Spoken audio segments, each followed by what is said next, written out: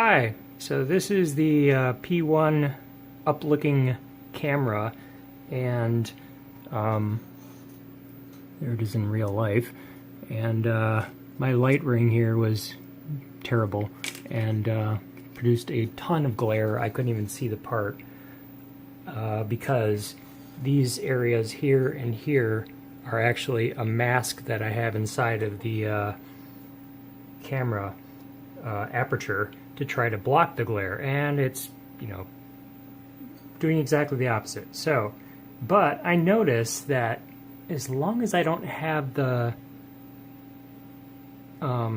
direct glare from the main light ring, it's actually reflecting off the mirror and giving me the light I need. So I just got to get rid of that, and then I don't even need the part light ring. So I'm going to do that.